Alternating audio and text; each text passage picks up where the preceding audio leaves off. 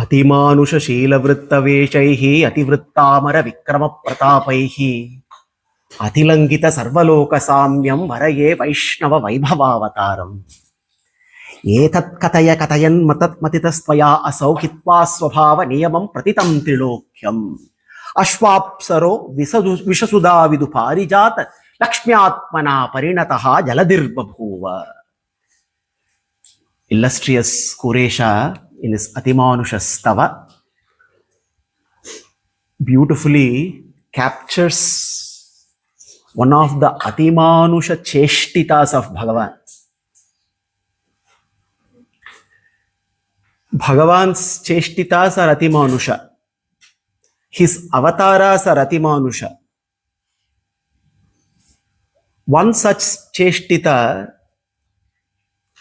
which is widely celebrated across all our Shastras. Srimad Bhagavatam, Sri Vishnu Purana, Srimad Ramayanam, Mahabharata, and many other Puranas. This cosmic incident that eternally captures and captivates our attention, celebrated by rishis and acharyas, the Atimanusha Cheshtita of Ksheerabdhi Mathana or Ksheerabdhi Manthana, churning of the Milky Ocean, which happened in Shvetadvipa in Chakshusha Manvantara. Today we have assembled here to relish this epochal incident from which we can derive several lessons and understand Bhagavan's Adharatva. We repeatedly keep asking this question as to how Bhagavan is the Sarvadhara. The Shastras give us an answer through his omnipresence. Bhagavan is omnipresent, he is all pervading, and his pervasion is for the sake of supporting and sustaining everything in his creation. But it is not easy for us to conceive this Adharatva of Bhagavan so very easily, even though he repeatedly demonstrates this to us. So therefore, Ksheerabdhi Mathana is one such Cheshtita of Bhagavan where we get to easily conceive how he is the Sarvadhara and he is also the Sarva Niyanta. He orchestrates everything that happens. He not only orchestrates, he ensures that everything that ensues goes as per his will and his will alone. This Samudra Mathana is where we get to clearly understand that ultimately it is Bhagavan's will. Every event that ensues is so very beautifully orchestrated, and no one except Bhagavan has the big picture of what is happening and why it is happening. Because we always keep asking this question all the time in our lives. When anything happens, apart from asking what is happening, we also want to know why it is happening.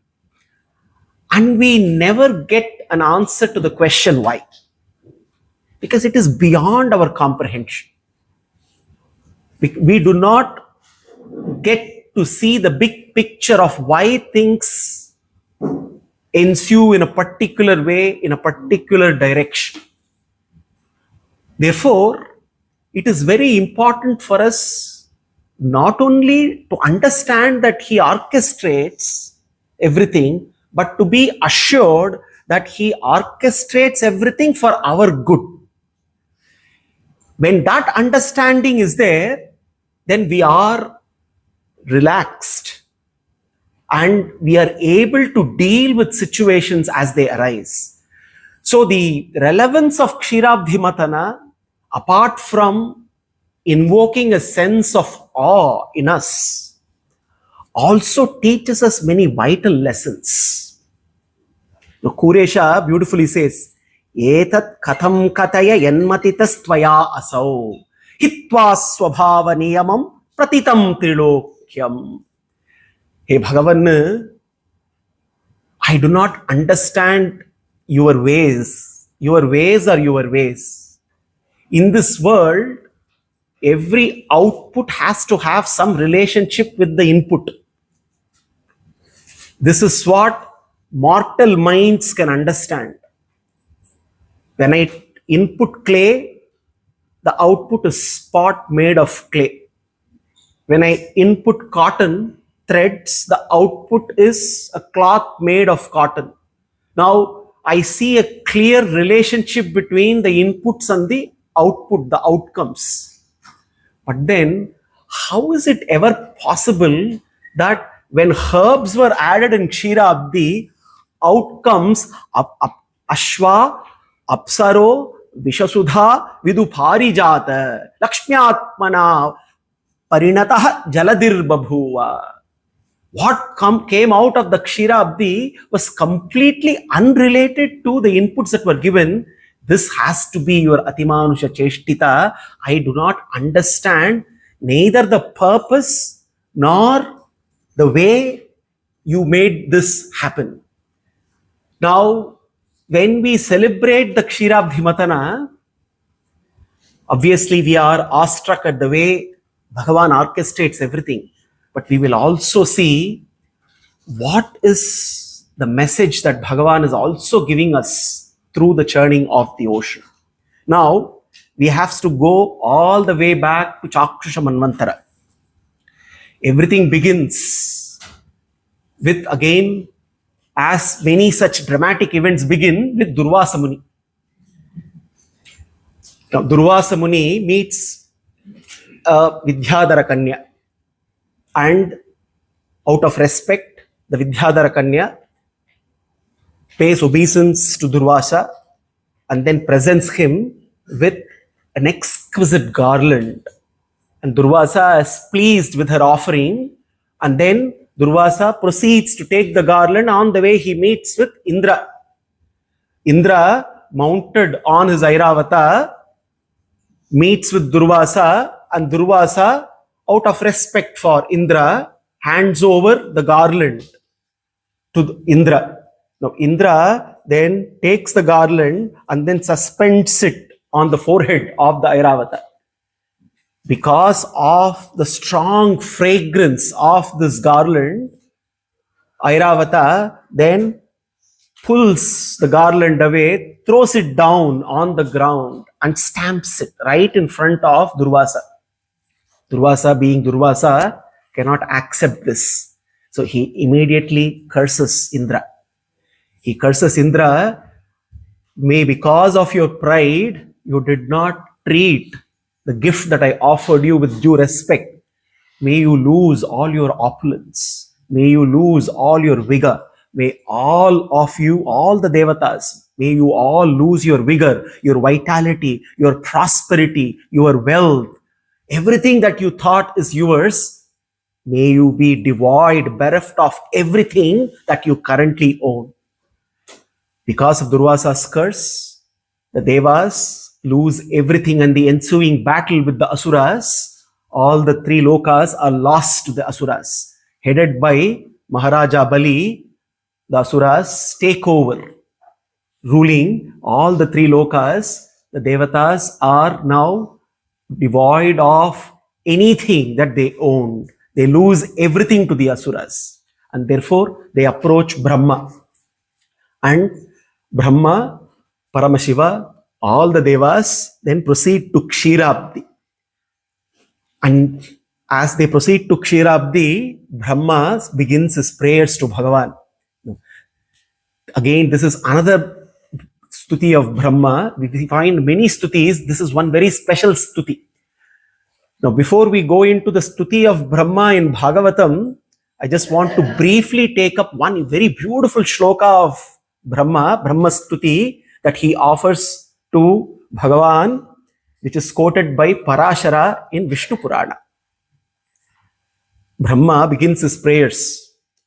Yah karanam cha karyam cha karanasyapi karanam karyasyapi yah karyam prasidatu sanoharihi karyakaryasya yat karyam tat karyasyapi yas swayam tat karyakarya bhuto yas tatascha pranatasmatam. Sounds like a riddle, but very beautiful. He says, hey Bhagavan, you are the cause of all causes. You are the effect of all effects. And he says, you are the effect of the effect of the effect of the effect of the effect of the effect. 6 effects. So essentially, Brahma is talking about how Bhagavan creates. Creation srishti of this entire Brahmanda essentially is a process where every cause has an effect, and every effect then becomes a cause for the subsequent effect. And Bhagavan as the Antaryami in each and every cause also is the Antaryami of each and every effect. Why 6 effects? Effect of the effect of the effect of the effect of the effect of the effect. So if we look at what are the 6 effects he's talking of in Srishti, the first effect is Mula Prakriti. This Mula Prakriti is the effect because Bhagavan is the cause. Mula Prakriti then becomes the cause of the next effect, which is Mahan. Mahan from Mula Prakriti. Then Ahankara from Mahan, which is the third effect.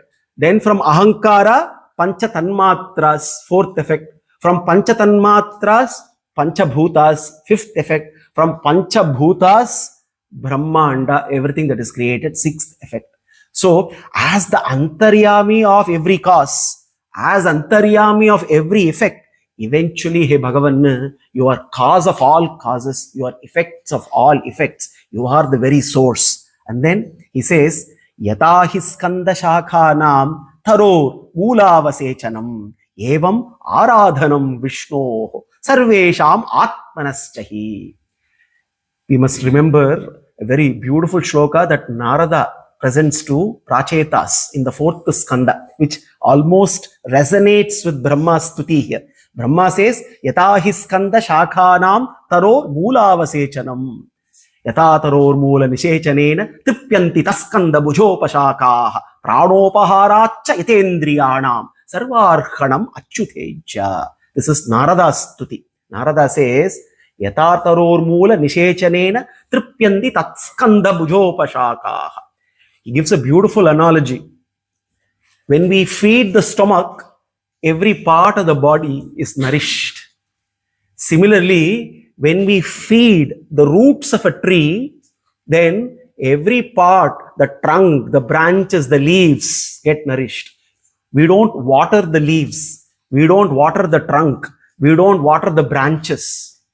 We only water the roots. So similarly, here Brahma is praying to Narayana, Yata hi skanda shakhanam taror moolavasechanam. When one pours water to the root of a tree, the trunk and the branches of the tree are automatically taken care of. Evam aradhanam Vishno sarvesham atmanaschahi. Similarly, when a bhakta does aradhana to Bhagavan Vishnu, it is like doing aradhana to all the devatas. Because every devata is integrated with their source, Narayana himself. Therefore, he says, Bhagavan, I pray to you who is the cause of all causes, he says. And it says, Namastubhyam anantaya durvitarkyatma karmane nirgunaya guneshaya sattvasthaya cha sampratam.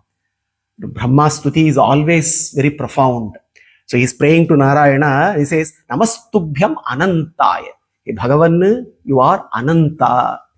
Why Bhagavan is Ananta? Ananta is one who is not restricted by the time, past, present, and future. Therefore, he is Ananta. Time cannot restrict him because he owns time. Therefore, Namastubhyam Anantaya. Prostrations to you, hey Ananta. Durvitar Kyatma Karmane. Your activities are inconceivable. the way you create, the way you sustain and support, the way you dissolve this, your own creation, they are all inconceivable to me. Who is saying this? Brahma is saying this. You are Nirgunaya Guneshaya. You are Gunesha. The three gunas are ruled by you. This entire world, Prakriti Mandala, is a product of three gunas, and you are the Gunesha. This Prakriti, which is Maya, is owned by you. You are the Mayavi. You are Gunesha, ruler of all the three gunas. At the same time, you are Nirguna. You own the three gunas. You are beyond the three gunas. Here, Nirguna means one who has no heya gunas. Akila heya pratyanika kalyanaikatana. He has innumerable auspicious qualities. He has no inauspicious qualities at all. No blemishes. He owns the gunas, but he is untainted by the gunas. Nirgunaya, Guneshaya, Sattvasthaya cha Sampratam. Here, Sattvasthaya, one who is always established in purity. And to you, we offer our obeisances, He Bhagavan. And then, as Brahma and all the devatas offer their prayers, Virincho Bhagavan Drishtva Saha Sarvena Tam Tanum Swacham Marakata Syamam Kanja Garbharunekshanam Kaustubhabaranam Lakshmi Vibratim Manamalinim Sudarshanadhi Swastaihi Urtimadbhir Upasitam. Bhagavan appears there. All of them are awestruck by Bhagavan's Divyamangala Vigraha, and they all enjoy that divine beauty when Bhagavan reveals himself to them. Sattvam vidhatsva kila lokapala vayam yad artastavapada moolam samagataste bahirantaratman kimmanya vignapya vasesha sakshinaha. Immediately Bhagavan, looking at Bhagavan, Brahma says, hey Bhagavan, Sattvam vidhatsva akila lokapala. All the lokapalas are here, hey Bhagavan. We are here and we understand our relationship with you. Vayam yad arthas tavapada moolam samagataste bahirantaratman. You are our antaratma. Therefore, we don't need to tell you why we are here. Very important to learn from how Brahma is praying to Bhagavan. We are always very eager to tell Bhagavan. And we are always ready to give him a list what we want without realizing that the carefully made list that we have made to tell him, he already knows. But we still are very eager to tell him because we are good at always giving instructions, not taking instructions. But Brahma knows. He says, Samagataste bahirantaratman kimvanya vignapya masesha sakshinaha. You are asesha sakshihi. You are the witness. So the very fact, the very reason why we are standing in front of you, the reason is known to you. So therefore, I am not going to make any ask. You tell us what we should do. And therefore, there itself, this is where Sharanagati of all the devatas to Bhagavan begins. And Brahma continues, Aham giritrascha suradayayo, that suradayo ye, dakshadayo agneriva ketavaste, kimva vidam sesha pratak vibhata, vidatsva samno vijadeva mantram. A very, very important shloka of Brahma. In a way, this is a trigger to what is going to happen. Aham giritrascha suradayo ye, dakshadayaha. Aham Brahma, Giritraha Shiva, Paramashiva, Suradayaha, all the Suras, all the other Devatas, Dakshadayoye, all the Dakshas, Prajapatis, all of us are assembled here. Agneriva Ketavaste. Bhagavan, you are like Agni. We are all like Ketavas. We are all the sparks. We all belong to you. Very important to understand the relationship between the Devat, all the Devatas and Bhagavan. All the Devatas are like sparks of the same fire. They are all, and Brahma is saying, you are like Agni, we are the Ketavas. We are like the sparks that belong to the Agni. Kimva vidamesha pratak vibhata. And therefore, if we are sparks who belong to you, the fire, we are your particles of you. What can we understand? What is our welfare? The sparks of a fire do not understand their welfare, because the fire alone knows what is the welfare of. It is like, again, going back to the relationship between the whole and the part. The part that belongs to a whole does not understand what its welfare. Its welfare is taken care of by the whole to which it belongs. So they say, Vidhatsva Shamno Dvijadeva Mantram. Vidhatsva, essentially saying, kindly arrange. You kindly arrange. Sham means auspiciousness. Shamnaha Dvija Deva Mantram, and bestow to us Dvija Deva Mantra. Dvija Deva Mantra is Vedic mantra, which brings auspiciousness. This is one way to understand. Mananat Trayate iti mantraha. What is mantra? Mananat Trayate. When contemplated, that which protects and liberates is mantra. And what is manana? Manana is nothing but churning of the mind. When we say manana means when the mind starts to be churned. That is when manana begins. Now, in many ways, Brahma now has sown the seed for the churning that is going to happen very soon. And he says, Vidhatsva Shamnaha Vijadeva Mantram. Please bestow to us that mantra that will give us all auspiciousness. So Bhagavan gets the clue. So Bhagavan now knows that the mantra and manthana has to happen together. And therefore, this is the trigger point for the manthana that is going to happen, because Brahma himself has asked for the mantra. Interestingly, the illustrious Goda Devi, Andal, concludes her Tirupavai with a beautiful pasuram. She says, Vanga Kadal Kadainda Madhavanai Keshavanai. Vanga Kadal means Kshirabdi. Kadainda, one who churned. Madhavanai Keshavanai. Hey Madhava, hey Keshava, the one who churned. Vanga Kadal Kshirabdi.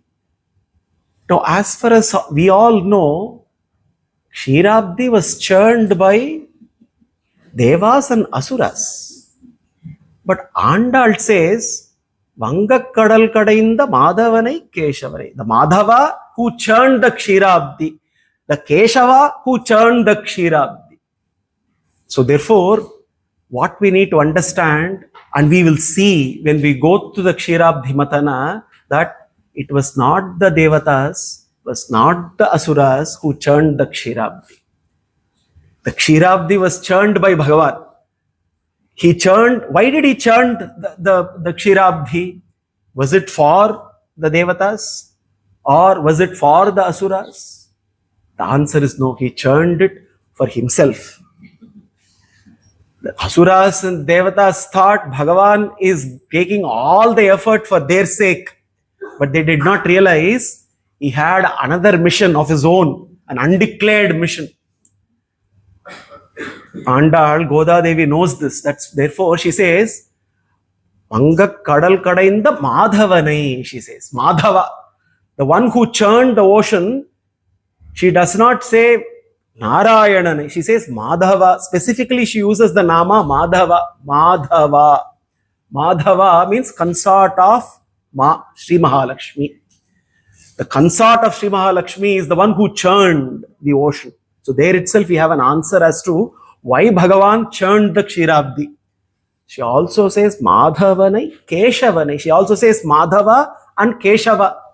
Now, Keshava, there are two ways to relish this Nama Keshava. Now, we have relished this Nama Keshava many times. We again see how both these Namas are applicable here.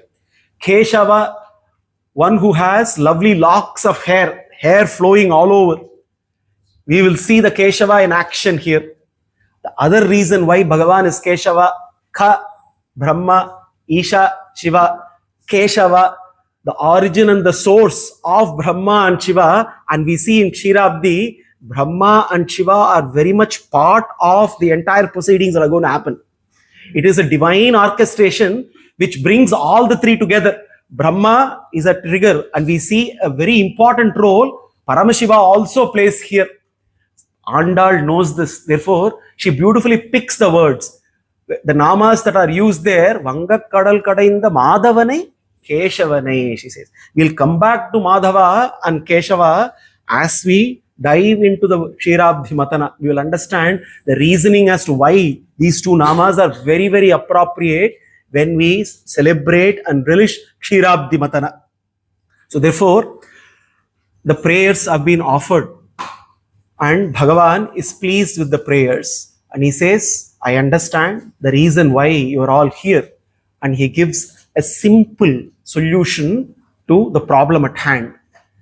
He understands the only way for the lost vitality, for the lost prosperity, for the lost vigor to be regained is to retrieve Amrita from Kshirabdi. Now Bhagavan also here also is going to test all those seekers who have assembled right in front of him. There's going to be a test, and he also is going to see how all of the devatas are going to pass this test. So therefore here he recommends that Kshirabdi has to be churned, and the extraction of the Kshirabdi will result in Amrita. He says by adding various herbs and churning the Kshirabdi, Amrita can be extracted, and it is this Amrita that will bring back the lost vigor, will back lost vitality to all the devatas. But then he also makes a condition. He looks at all the devatas and says, this is something which cannot be achieved by you alone. This requires extraordinary effort. And therefore, this is also a great test for all of you, that you have to necessarily come to an understanding with the asuras. A truce has to be signed between you and your sworn enemies, the asuras, and only when both of you come together and engage in this churning, you can eventually extract Amrita. But he also assures that do not worry, because immediately Indra and all the devatas are worried. If we extract Amrita together with asuras, then the asuras would also require a share of the Amrita that emerges from Kshirabdi. Bhagavan assures them that I will take care of that. That is a good problem to have. First, you engage in doing the necessary preparations and get to an understanding with the asuras. And then Brahma and Shiva, they return to their abodes. The devatas, led by Indra, they approach Bali Maharaja. And after a brief conversation, all the asuras also understand that there is something in store for them too. And Bali, being son of Virochana, who also comes in the lineage of Prahlada, also has some wisdom, and therefore he agrees to the proposal. And now all the asuras are also persuaded. Now the asuras are also looking forward to extracting the Amrita from Kshirabdi, and devatas are also ready. They come together, and Bhagavan also gives them the process, how to extract.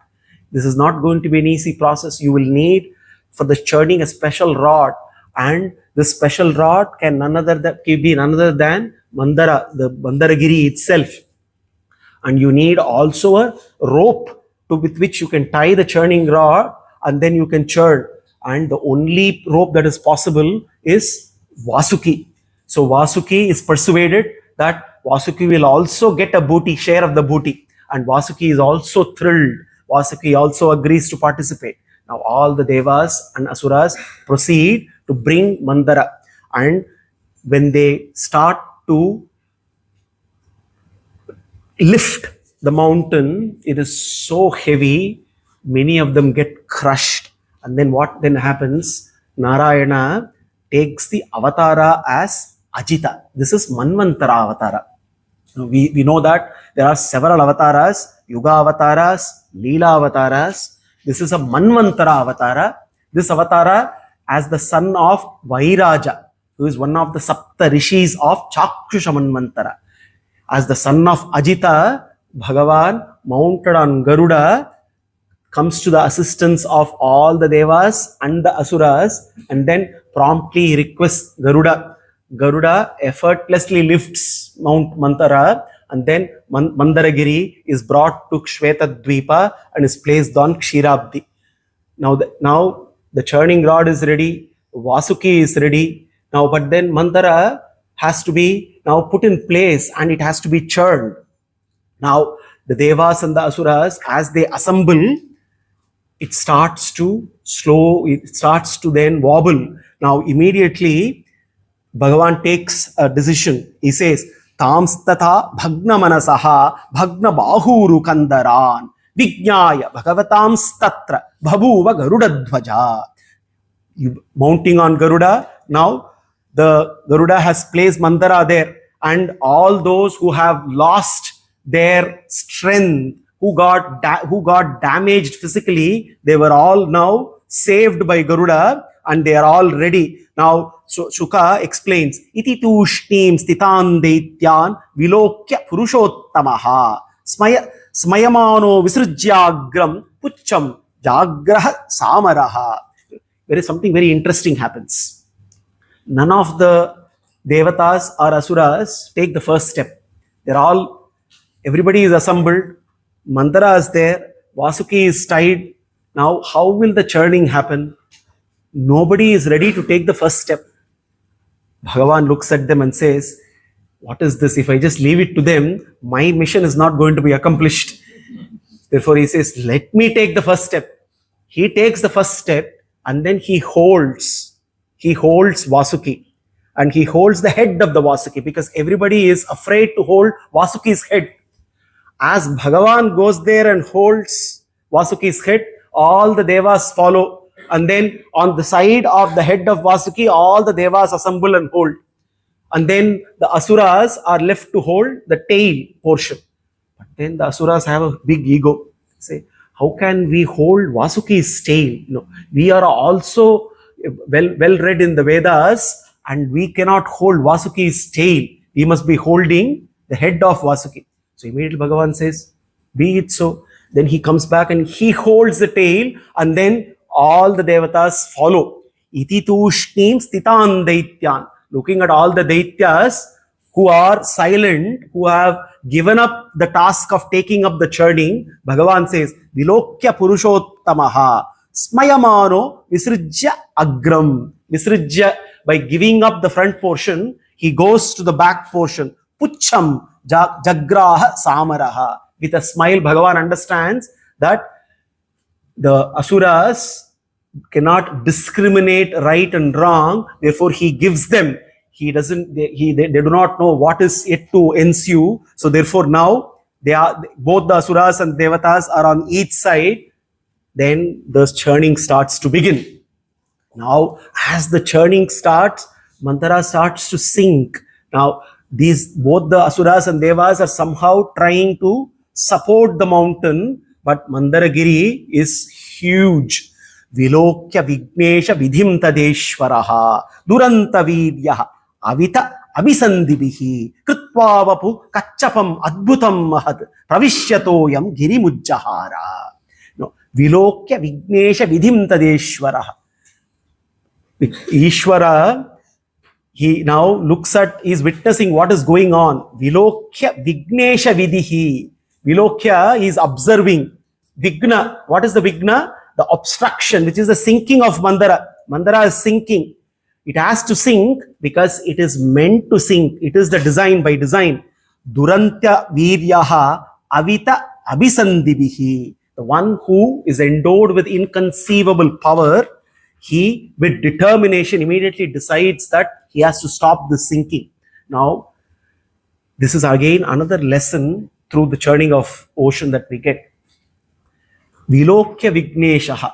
Bhagavan is observing all the Vignas that keep happening. Now, there are two ways to approach every obstacle that we face. On the one hand, we have the Asuras who see the obstacles that come in the way and they see obstacles as random occurrences. And they fight against, they resist, and they spend their time, effort in resisting the obstacles, thinking that they can somehow overpower them, and in the process, they keep struggling. On the other hand, you have the Daivi, the Suras, who understand every obstacle is also Bhagavan's blessing. Everything that comes in the way as an obstacle is also bestowed by Bhagavan. What we call as a danger is a danger which is given by him. What is given by him can only be taken away by him.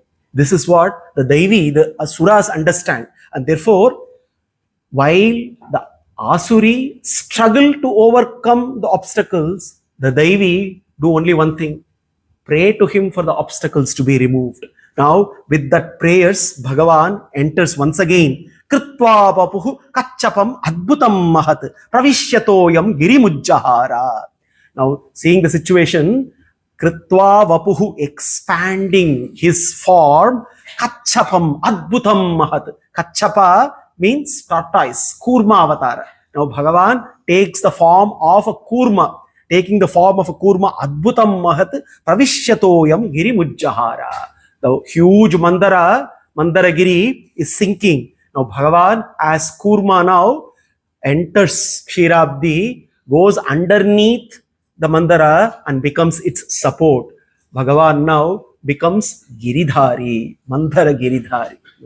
Bhagavan has started his practice to become a Giridhari because he knows later in Krishna Avatara he has to lift another Giri. Now Govardhana Giri. Now before becoming a Govardhana Giri, unlike us, Bhagavan practices regularly. We struggle to practice, or we give up practice, but he's always practicing. That's why he's perfect. So to be a perfect Govardhana Giridhari, he has to practice. Now he has become Mandana Giridhari, Mandara Giridhari. So Pravishyatoyam Giri Ujjahara. And Tammuttitam Viksha Kulachalam Punaha Samudyata Nirmatitum Surasuraha Tadhara Prishtena Salaksha Yojana Prastarina Dvipa Ivaparo Mahan. All the Devas and Asuras, they are now witnessing how Mandara is effortlessly being lifted. Bhagavan as Kurma is beautifully uplifting it. And then they are also seeing that they are also enlivened and they are also invigorated. Now this is the beauty now. Mandara is being uplifted as Kurma. Bhagavan also knows that both the Devas and the Daityas, the Asuri and the Devi, they lack the required strength. So therefore, he infuses vitality and strength in each and every one of them, because after all, he is also the Antaryami in each and every one. And they see that this Mandara is now resting on the great Kurma, Prastarida Dvipa Ivaparo Mahan, Laksha Yojanas. The Kurma is spreading to Laksha Yojana, 800,000 miles, massive. We all, when we think of Kurma Avatara, we look at Kurma as a small form. Kurma Avatara is massive because it's there to support Mount Manthara. The mountain rested on the back of this Kurma Avatara. Something magical is happening here. Mandara is being supported by Kurma Avatara. Now Vasuki, which is being used as the churning rope, is also losing strength. So Bhagavan decides Vasuki on its own cannot really churn. So he infuses strength by maximizing his presence in Vasuki. All of a sudden, both the Devas and the Danavas get sudden strength without realizing Bhagavan is fully manifesting in each and every one of them. Here we see how he is orchestrating every facet of this churning. This is where his Adharatva is coming into play. Asuras think they are churning. Devas think they are churning. They don't realize it is Bhagavan who is churning from both sides. Vasuki thinks it is churning without realizing it is Bhagavan who is as the rope churning. Mandara thinks it is the rod, it is the axis around which the churning is happening. Bhagavan, as the Antaryami of Mantara, is actually being the axis, and the support that is coming from beneath is also Bhagavan as Kurma Avatara. As this happens, something even more magical happens again. Now this churning as it goes on, Mantara being such a massive mountain, it has got enough support as Kurma is supporting from underneath it. but still Mantara is wobbling. It's not properly doing the churn. Therefore, it needs support from the top. So therefore, what happens as Asuras and Devas are wondering what is going to happen next? Upari agendram giriradivanya akramya hastena sahasrabahu tastau divi brahma bhavendra mukyaihi. Now, Bhagavan decides that the only way to support mantra from the top, Upari agendram giriradivanya akramya hastena sahasrabahu. All of a sudden, Ajita Bhagavan now once again appears at the top of Mantara. Everybody is looking at, there is Mantara which is a massive mountain. There is another mountain-like form on top with thousands and thousands of hands. Because Bhagavan now manifesting there with thousands of hands. Upari agendram giriradivanya akramya hastena sahasrabahu. He embraces Mantara from the top with 1,000 hands. So that because the churning, the rod, has to be stable at the bottom, has to be stable at the top. Only then it will start rotating, properly. So therefore, as Kurma, he provides a very solid, steady support from the base. Now, as Ajita, with thousands of hands, he embraces Mandara from the top. Now, Mandara, the mountain now is stable at the top, at the bottom. Tastau divi brahma bhavendra mukyaihi abhishtu vadbihi sumano abhivrishtaha. All the devatas, Brahma and Parameshiva, they're all awestruck with the way Bhagavan is orchestrating, and they offer prayers by showering flowers. And the devas and the asuras are now re-energized, looking at how Bhagavan is going all the way out to support. They are thinking, for our sake, Bhagavan is doing all this. They don't know. He is doing everything, not for them, for their sake. He is doing for himself. Matyamana tatha sindhor devasura varuthapaihi yada sudhana jayeta nirmamantha ajitasvaya. Now, it doesn't stop there.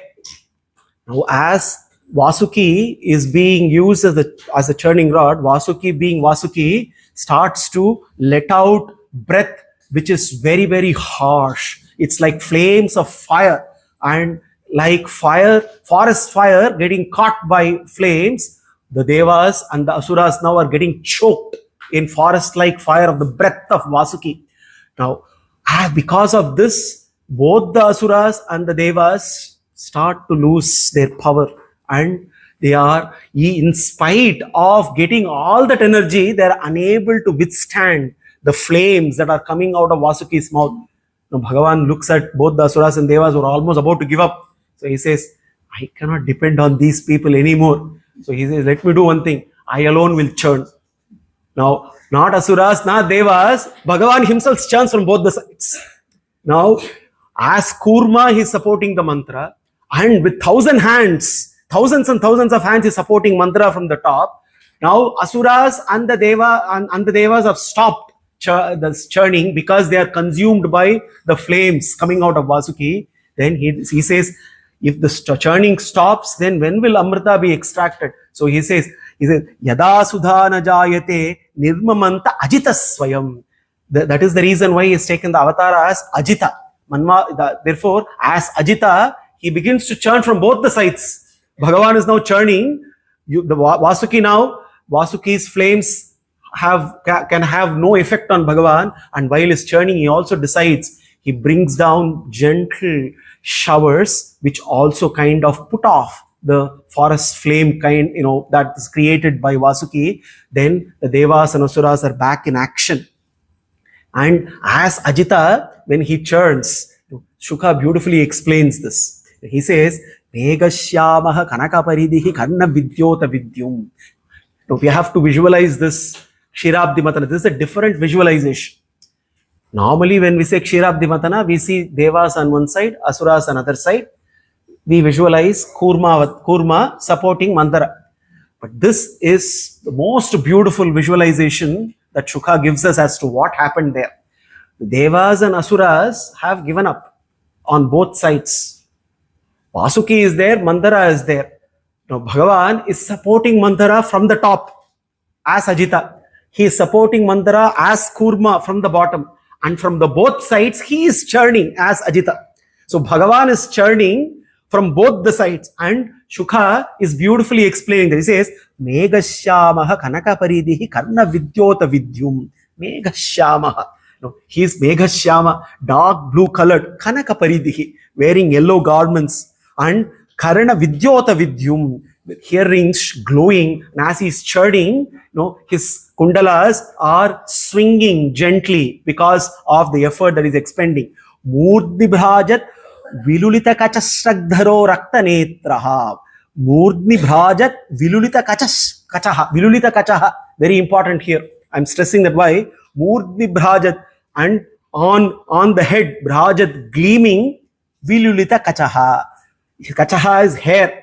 Vilulita dishevelled, because he is putting a lot of effort. His hair is glowing, not only glowing, it is all over disheveled. And that is the reason why Andal says, Vanga Kadal Kadainda Madhavanai Keshavanai. Keshava in action. Hair is flowing all over, spread all over. Look, it's like what Bhishma looks at Krishna, right? Disheveled hair flowing all over. Therefore, here Keshava, Murdni Bhrajat, Vilulita Kachak Shagdaro Rakta Netra. Shagdara is Vanamali, and he's also Rakta Netra, because he's focused. His eyes have become red because he is now impatient. Amrita has to be extracted. Not the Amrita which Devas and the Asuras want. The Amrita of all Amritas has to be extracted. Therefore, he has decided whether you participate or not participate. Just like how he told Arjuna, with you or without you, outcomes will happen. Similarly to Devas and Asuras, with you or without you, churning will happen, Amrita will come out. And therefore, Jaitre Dhorbir Jagadabhayadhair Dandashukam Grihitva. Jaitre, victorious, hands are always victorious. Jagad Abhaya, that those Divya Hasta which give Abhaya to the entire world are now churning, holding the Vasuki. Dandashukam means Vasuki, the snake. Dandasukam Grihitva. He is personally holding Vasuki and he is churning. Matnan Matna Pratigirir Iva Shobhatato Dritadrihi. Using Mandara as a churning rod, with the Vasuki, Bhagavan is churning. So therefore, when Andal says, Vanga Kadal Kadainda Madhavanai Keshavanai. Hey Madhava, hey Keshava, you are the one who churned. And I know why you churned. Asuras may not know, Devas may not know, but I know the ulterior motive, why you went through all this effort to churn the Kshirabdhi. Pranaisvai Praninah Pantihi Sadavaha Kshanabhanguraihi Bhaddhavaireshu Bhuteshu Mohiteshu Atmamayaya. While the ocean was being churned this way, it started to produce halahala. Halahala emerged. The first thing that emerged of the Kshirabdi was halahala. Halahala, the poison, started to consume everyone around. It was so intense. Immediately, all of them prayed to Shiva to come to rescue. And then Paramashiva decided that it is time. And therefore Shukha here beautifully explains. He says, Pranaishvai Praninah Panti Sadavaha Kshanabhanguraihi. Sadavaha, those who are exalted, they cannot bear the suffering of other people. So therefore, Baddhavaireshu Bhuteshu Mohiteshu Atmamayaya. Those who are in delusion, those who are ruled by Prakriti, they are always only thinking of their own selfish interest. They do not take a step towards protecting other people. Therefore here, Sadavaha is a reference to Shiva, who then, he looks at Parvati, Bhavani, and he says, Pumsaha kripayato bhadre sarvatma priyate harihi prite harau bhagavati priye aham sacharacharaha tasmadidam garam bhunje prajanam swastirastu me. Paramashiva looking at Parvati, he says, Hey priye, pumsaha kripayato bhadre. Pumsaha, any person, kripayataha, when he is engaged in any benevolent activities, sarvatma priyate harihi. The Hari, who is Sarvatma, is immediately pleased. Hari wants only one thing from everyone. that one must always be engaged in benevolent activities, always looking at the welfare of people. Preete harau bhagavati, priye aham sacharacharam. Preete harau bhagavati, hey Bhagavati, when Hari is pleased, then all of us, me and entire charachara, everyone is pleased. Therefore, the only way one can experience true happiness is when Hari is pleased. That priye aham sacharacharaha tasmat idam garam bhunje. Idam garam means poison, alahala. Tasmat, therefore, idam garam bhunje prajanam swasti rastume. Swasti, for the sake of swasti, welfare of everyone, I have decided. Now, Shiva also gives a very important lesson here. He takes Parvati's permission before jumping into decide, to jumping into consume halahala. All of us men have to make a note here. And obviously, Parvati Devi gives him the go ahead. Only after Parvati Devi's go ahead, Shiva decides to consume halahala. And then he immediately consumes halahala and neutralizes the effect of halahala then and there. Tapyante lokatapena sadavaha prayasho janaha paramaradhanam tadhi purushasyakilatmanaha. Shiva beautifully says, the only way to do aradhana of Bhagavan Hari is this. Tapyante lokatapena sadavaha prayasho janaha. When one accepts the suffering of all the people and tries to alleviate that suffering, that is equivalent to doing aradhana of Hari. And therefore, I am now going to do aradhana of Hari by consuming this poison. Paramaradhanam taddi purushasya akilatmanaha. And Bhagavan, who is there as Antaryami in everyone, this is exactly what he also wishes me to do. Therefore, as per his will, I am going to now consume halahala. And halahala is consumed now. Now, Asuras and the Devas are once again revitalized and they start once again to begin the churning. The churning continues. Pite gare vrishankena pritaste amaradhanavaha mamantuhu tarasa sindhum havirdhani tatho bhavat. Now, slowly, one after the other, some extraordinary things start to emerge. Now, the Asuras and the Suras have restarting to churn Kshirabdi. The first thing that emerges, Havirdhani Tato Bhavat. Havirdhani means Surabhi, Kamadhenu. The first that emerges after halahala, everything settles down, the churning goes on, halahala is now completely neutralized, Surabhi emerges. After Surabhi, then Surabhi is then given to all the rishis. Surabhi is the very source of all yajna. After Surabhi, Uchchaishravas emerges. Then Uchchaishravas is desired by Bali Maharaja. Uchchaishravas is then given to Bali Maharaja. Indra does not protest because Bhagavan has already instructed that there are going to be several things that will emerge. One must be patient. So therefore, Indra, for a change, practices patience. Now, Surabhi is given to all the rishis. Uchchaishravas is taken by Bali Maharaja. And then comes Airavata. Airavata re-emerges again from Kshirabdi. Airavata, as it belongs to Indra himself, goes to Indra. And then, after Airavata, then comes several other things in a list.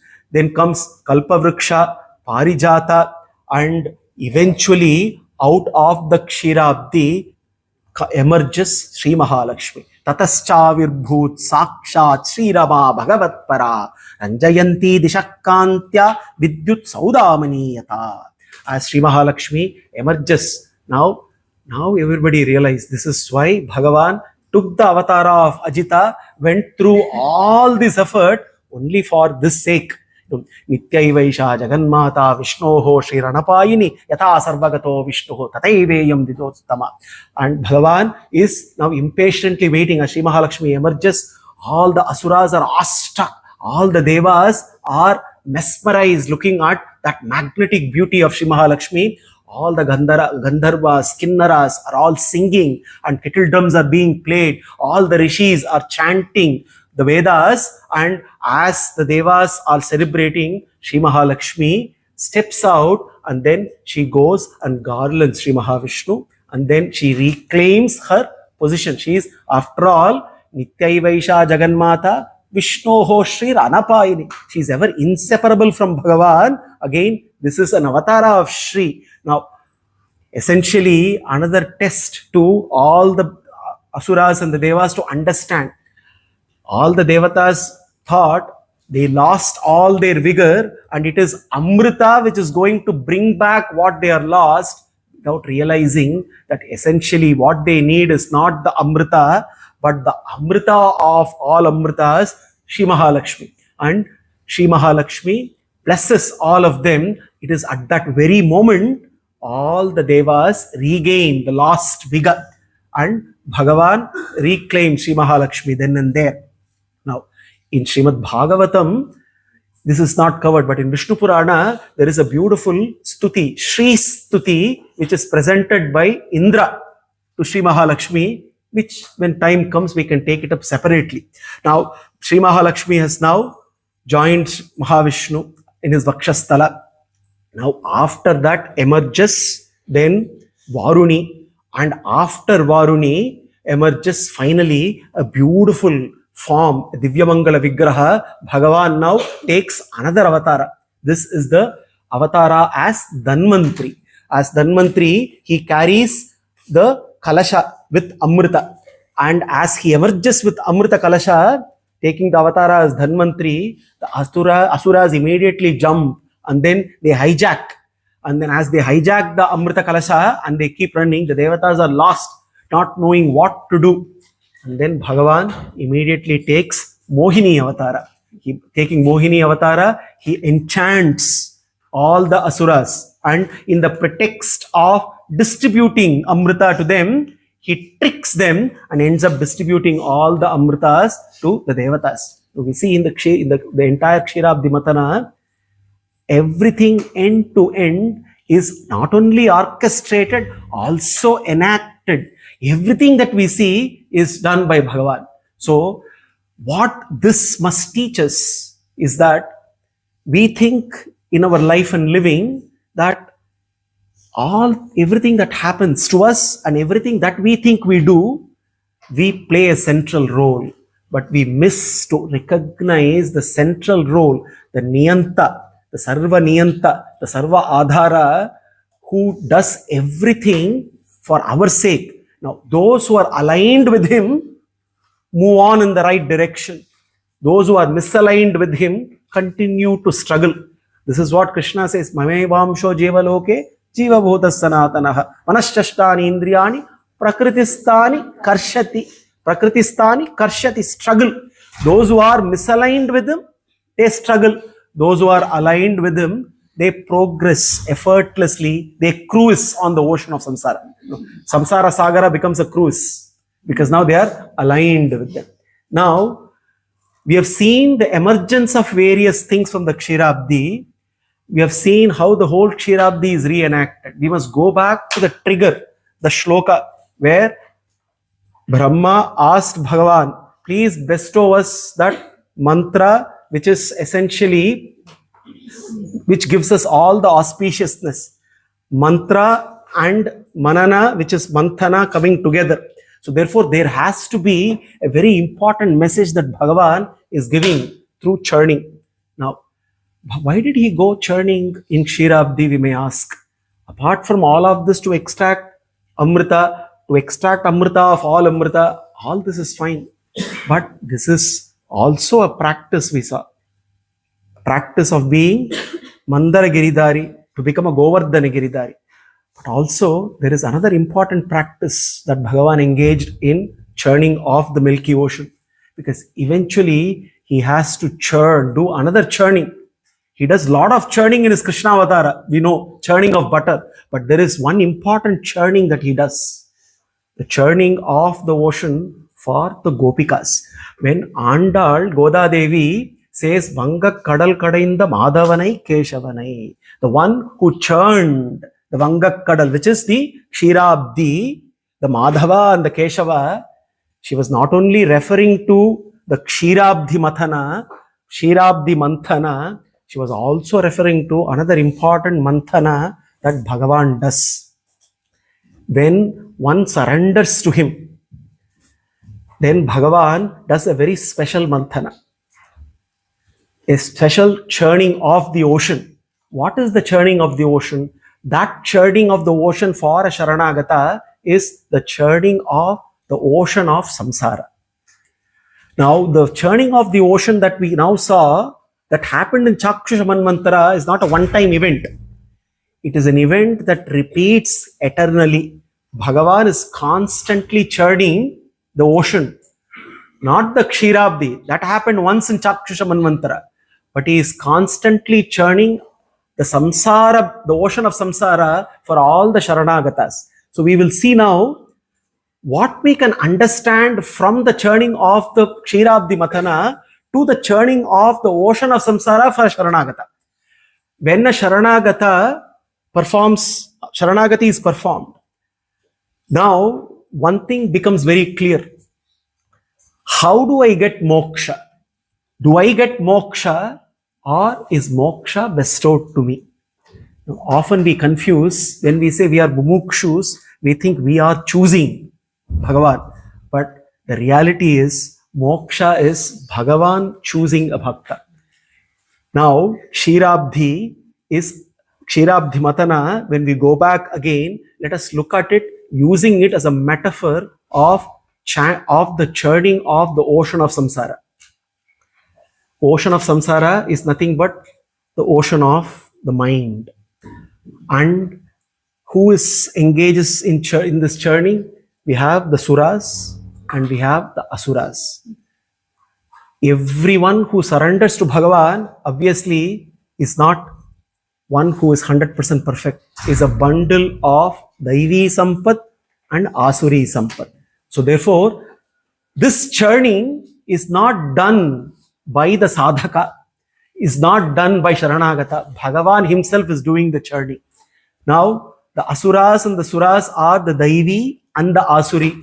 What is the Mandaragiri? Mandaragiri is Bhagavan's Sankalpa. Bhagavan's Sankalpa is the churning rod.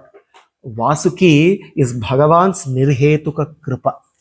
Bhagavan's Kripa is the churning rope. Bhagavan's Sankalpa is the mantra, the axis around which the churning happens. Now, the samsara sagara is churned. And when the churning is done by Bhagavan, because now one who has done Sharanagati means there is no self-effort. Effort is now delegated, handed over to Bhagavan. When Bhagavan starts to churn, what has to come first? Halahala. Halahala is all our accumulated samskaras, all our vasanas which have to be released. The first that emerges, also those which essentially have been the obstacles that come in the way of the Sharanagata. So halahala represents the poison that all of us have very securely stored within us, accumulated not over this lifetime, over hundreds and hundreds of lifetime. We have accumulated so much of halahala within us, and this halahala has to be first released. So therefore, when Bhagavan does the manthana, the first that gets released is halahala. Then halahala has to be neutralized. Once halahala is neutralized, then the next that emerges is Surabhi, Kamadhenu. Kamadhenu is the source of all sustenance. This is an assurance to the Sharanagata that Bhagavan takes care of the sustenance of the Sharanagata. The jiva who is in samsara, the sustenance now belongs to Bhagavan. Grace for survival, not for enjoyment. That's the second stage. The third emergence that happens is Uchchaishravas. What is Uchchai? We must remember Krishna says, amongst all the divine horses, I am Uchchaishravas, Vibhuti. Uchchaishravas is Bhagavan's Vibhuti. Uchchaishravas stands for purity, nobility. Now, as the manthana happens in the samsara sagara, sattva arises, purity arises. But this purity arises not as our achievement, but as Bhagavan's gift. And this emergence of Uchchaishravas must also tell us that our pride must be destroyed when we see our own virtues. When we recognize our virtues, there is every danger that there can also be pride that can arise. Therefore, Uchchaishravas represents the rise of Sattva, which also is a message that our pride in our own virtue must also be destroyed. After the Uchchaishravas, the next is to emerge Airavata. Airavata stands for strength. Every strength that we have in samsara for a Sharanagata is borrowed strength. My abilities with which I endure everything in the samsara, the abilities, the strength that I have to overcome everything in the samsara, I must recognize it is not my strength, it is borrowed strength. This enables perseverance, endurance without doership. After that emerges Kaustubha. Kaustubha stands for discernment, Viveka Jnana, clarity. Now, in the Kshirabdi Matana, when the Kaustubha emerges, it goes to Bhagavan. Bhagavan decides to take Kaustubha and adorn it on himself. So Kaustubha belongs to him. Therefore, for a Sharanagata, knowledge that arises, that gives clarity, also has to be surrendered. Intelligence has to be offered at the lotus feet of Bhagavan. After the Kaustubha that emerges, Kalpa Vriksha emerges. Kalpa Vriksha is the tree of desire fulfillment. Now, Andal in her Tirupavai says, Matrainang Kamangal Matru. Desires cannot be eliminated. We all think we can destroy desires. The only way to overpower desires is when the Sharanagata, one who has performed Sharanagati, essentially prays to Bhagavan, I have no power over my desires. You are the one who have to transform my desires. You have to transform them so that all my desires come together and become one desire. So therefore the entire Kalpa Vriksha, every Parijata which is fulfilling one desire must all come together, and eventually it has to be one desire for Krishna alone. All desires converging into one desire for Krishna. After the Kalpa Vrikshas, Apsaras emerge. Apsaras represent the joy, but the Sharanagata realizes when this churning is going on, Bhagavan is doing the manthana, obviously we all experience joy. But very important, many times we think, I am enjoying. That joy is mine. I am the bhokta. The Sharanagata has to realize even the joy does not belong to me. I cannot claim ownership over my own happiness because it also belongs to him. So Apsaras emerge, and eventually after Apsaras, Shri emerges. Shri is the wealth of all wealth. For a Sharanagata, the wealth of all wealth is the ultimate wealth of Seshatva Jnana, knowing I belong to Bhagavan and Bhagavan alone. Just like how when Shri emerged from the Kshirabdi, immediately she chose Bhagavan and Bhagavan alone, saying, I belong only to you, to no one else. The Jiva realizes that with the Sheshatva Jnana, realizes I belong to none, I belong only to you. I don't even belong to me. I am none, I belong to you. This is the high-end realization of Namaha. I am not mine. Everything is yours, including me. This is the high-end form of surrender. Eventually, Varuni. After Varuni is the intoxication. What is the final intoxication left? Any residual potential for the Jiva to remain in samsara, that also has to be taken out. Varuni is also removed. What is the residual potential for the Jiva? Now the Jiva belongs to Bhagavan alone and he has completely surrendered. There is one thing, one obstacle which also must be removed. Obstacle of intoxication. What is intoxication here? Intoxication to samsara, which is all the sanchita that remains as a potential within, and that also is finally removed. Eventually Amrita comes out. The Amrita, when it comes, this Amrita here, we may all wonder, what is this Amrita when Bhagavan is churning the samsara, ocean of samsara? That Amrita is Jivatma. Bhagavan is churning the ocean of samsara to attain his Amrita. Just like how in Chakshusha Manvantara, he churned the Kshirabdhi to attain his Sri Mahalakshmi. For every Sharanagata, Bhagavan does the manthana of the samsara, motion of samsara, to attain his Amrita. We all think Bhagavan is our Amrita, but to Bhagavan, we are his Amrita. So in order to attain his Amrita, because whether we desire moksha or not, Bhagavan has only one desire. Whether we love Bhagavan or not, he only has one thing. He always loves us. He always is looking for us reaching him, claiming back. So he wants us to be claimed back because he knows we all belong to him. We don't realize we belong to him. So therefore, he claiming Amrita back is essentially the process of moksha for the Jivatma. So this churning of this Milky Ocean is something which not only happens in Chakshusha Manvantara, this is an eternal churning that Bhagavan is constantly doing. No wonder Goda Devi says, Vanga Kadal Kadainda Madhavanai Keshavanai. Hey Madhava, hey Keshava, you keep churning all the time. Just like how you churn the ocean of samsara for the Gopikas, and you attained your Gopika. The Gopikas did not attain Krishna. Krishna attained the Gopikas. Therefore, a Sharanagata does not attain Krishna. Krishna attains the Sharanagata.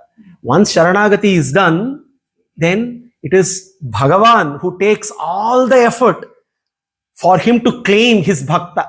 The role of Bhakta ends after Sharanagati. All the effort to churn the ocean is now Bhagavan's, and he will go to any length. And the Kshirabdi Matana teaches us how Bhagavan will do everything and anything that is required to reclaim his own Amrita. And that is the assurance we must all draw from Kshirabdi Matana. The assurance that we are Bhagavan's Amrita. And he is there constantly looking at how to churn the ocean of our samsara and take out everything that is obstacles that come between us and him. Ultimately, all that is required is to make that one choice. And that one choice is to realize that the choice maker is Bhagavan. The choice maker is Bhagavan. And Bhagavan chooses us at his space when he wills. What then we should do? We must do nothing except surrendering to him. Because when we do something, we only create obstacles for ourselves. So Kshirabdi Matana therefore teaches us that very important lesson that Bhagavan is constantly doing everything possible to reclaim his Amrita. As we always say this, for a Sharanagata, when we go back and look at the two examples that we discussed also recently, Markata Kishoranyaya, Mahajjala Kishoranyaya. The Marjala, the cat, the kitten, all that it has to do is to wait for the mother kitten to reclaim Rio, because the kitten knows that it belongs and the mother cat would take care of everything. So Bhagavan would take care of all the churning, all the effort. Life becomes effortless. So when we realize this, then we blissfully let Bhagavan do everything for us. Sarvam Sri Krishna Arpanamastu.